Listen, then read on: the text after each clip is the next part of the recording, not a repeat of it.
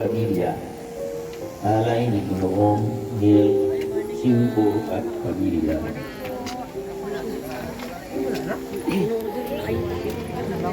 Dalangin din po ng Panginoon. Wala na pala t-shirt. Ha? Wala na t-shirt. Wala. Sila meron na yung mga nakadilaw. Oo nga. Ubus na? Hindi siya matanda. At para naman sa ating mga sarili Ito na tayo? pansamantala po tayo.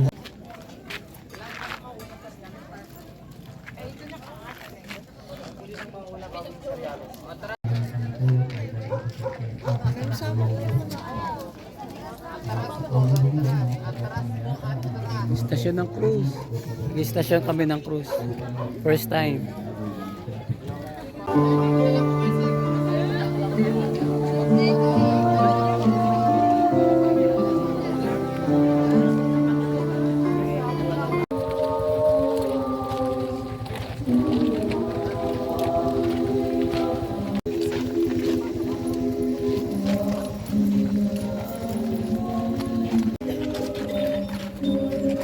Morning, Father.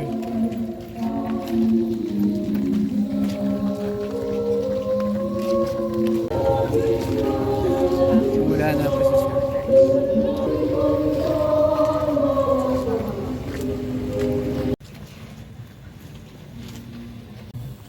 Kasi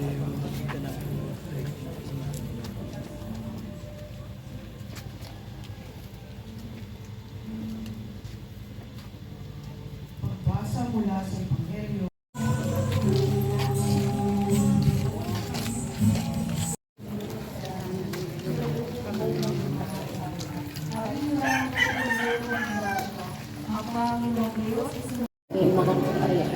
Panginoong Maria, napupuno ka ng grasya, ang Panginoong Diyos ay sumasa iyo. Bukod kang pinagpala sa babaeng lahat, at pinagpala naman Ang pagdurusa ni Jesus sa halabanan. Sinasamba ka namin at pinasasalamatan, Panginoong Hesus Kristo. Sugat sa pamamagitan ng iyong pananap ng Espiritas mo. pagbasa mula sa Ebanghelyo ayon kay San Lucas.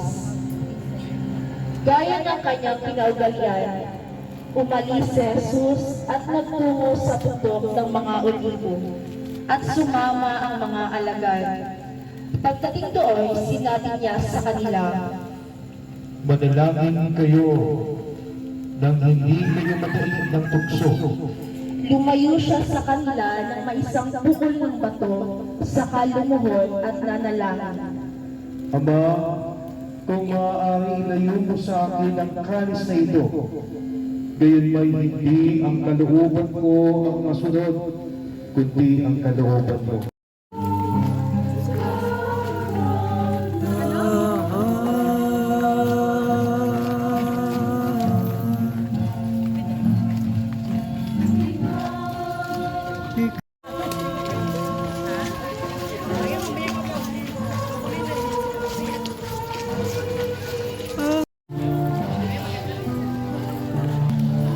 may bilis ang lakad.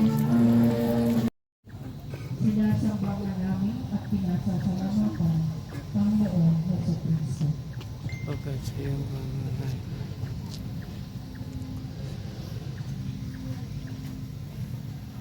Pagbasa mula sa Ebanghelyo ayon at sa Espiritu Santo. Kaparanan sa unang-una ngayon magpakailanman magpasawalang hanggan siya. O Kristo, ipinako sa krus, Maawa ka sa amin.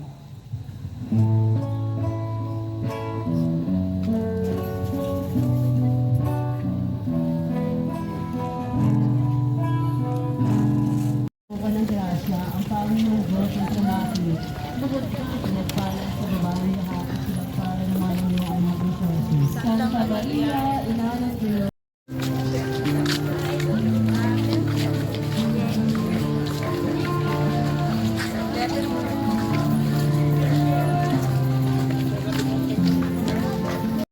Ang paghampas at pagpuputol ng kurunang tinig. Sinasamba ka namin at pinasasalamatan, Panginoong Hesus Kristo.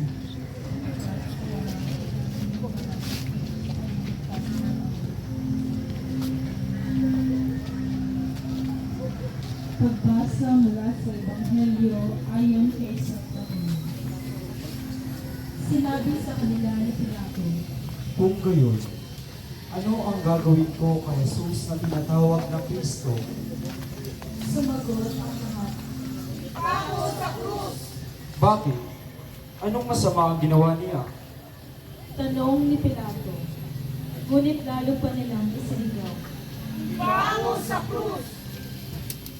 At ipinahagupit si Jesus at ibinigay sa kanila upang ipakilala. Si Jesus ay dinala ng mga kawal na gobernador sa Pretorio at nagkatipon ang buong batalyon sa paligid niya. Nagdikaw sila ng halamang matinig at ipinutong sa kanila.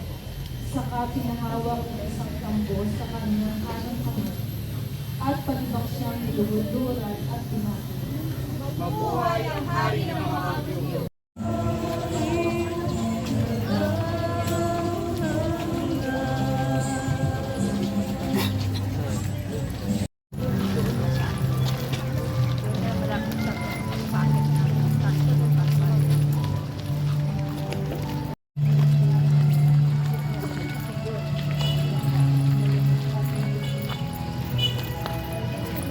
Ayos ba, Giles?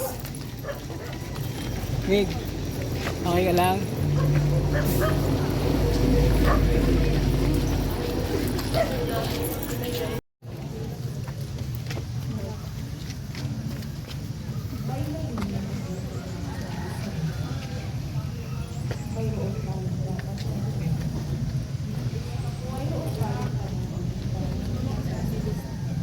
Ay, anak ni Ami. Kinakapasod.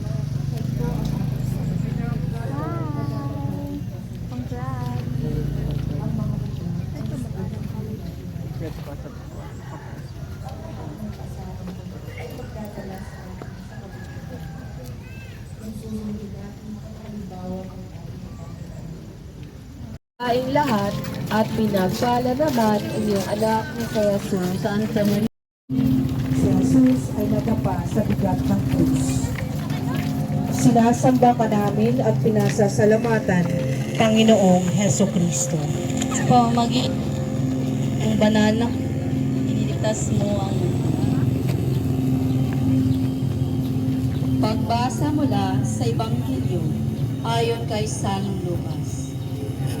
Habang sumusuray ang hakbang ni Jesus tungo sa Kalbaryo, halos madurog si Jesus sa bigat ng krus na kanyang pasan-pasan.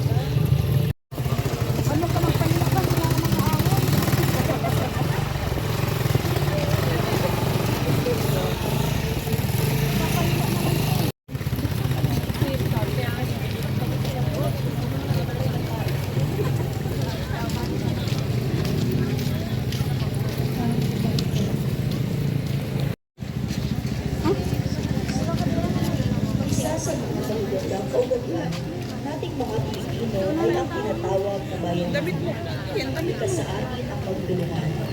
Dumarami tayo sa mga taong nangangailangan o sa mga nandayan. Ginagawa natin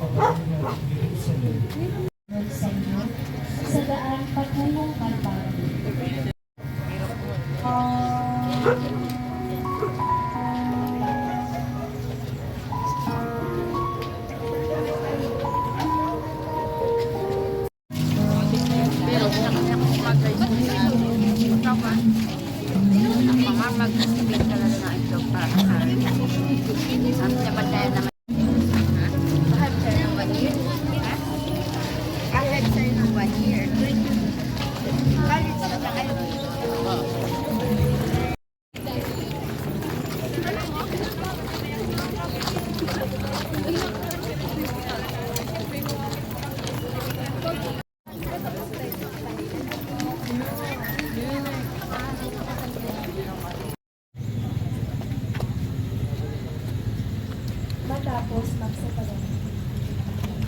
Ang mabuting balita ng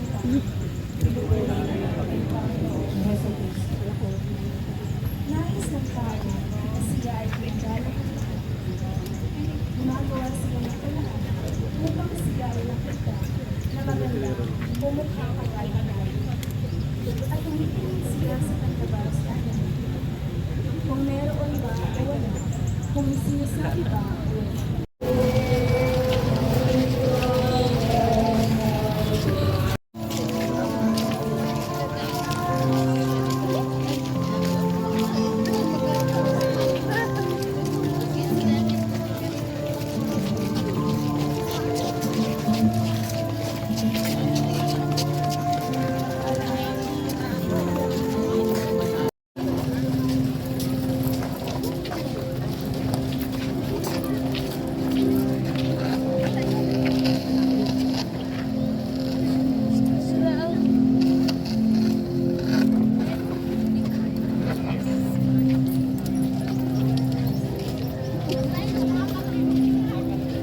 Sa protestasyon, ang nakakita ang magnanakaw.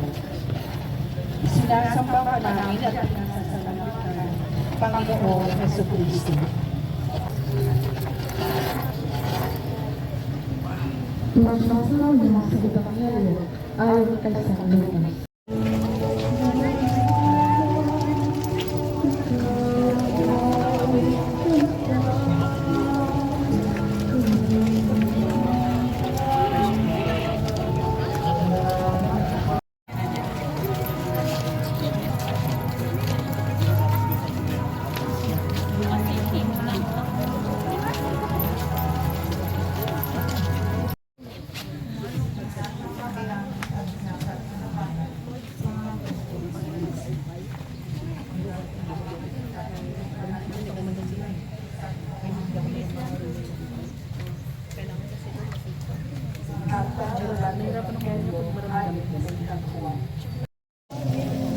Ang ika-12 istasyon. Jesus ay sa krus. Patan, Panginoong Heso Kristo. Sapagkat sa pamamagitan ng iyong banal na krus ay niligtas mo ang mundo. Pagbasa mula sa Ebanghelyo ayon kay San Juan. Nang mag-iikalabing dalawa ng tanghali, nadilim sa buong lupain hanggang sa ikatlo ng hapon.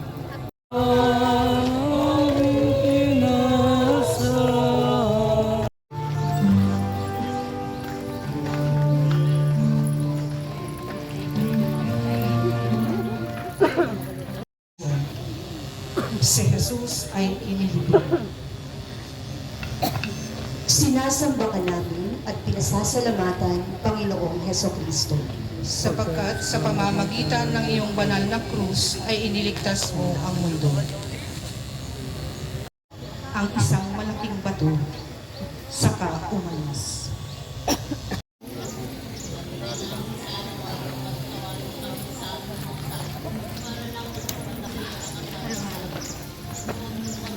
Halo.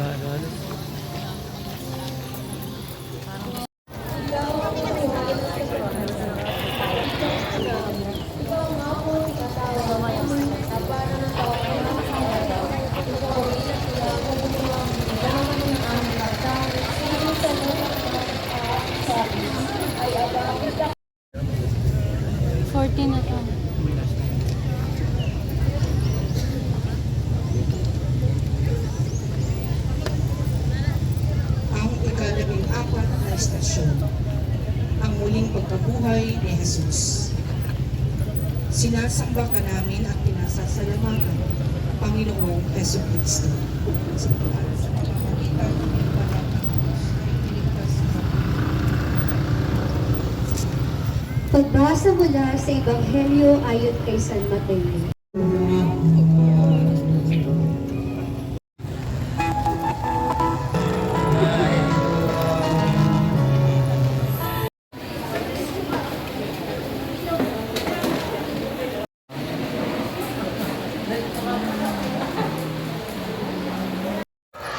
Good Friday, my friends. Ibig ko rin bigyan Amen. ng lubos na pagkilala ang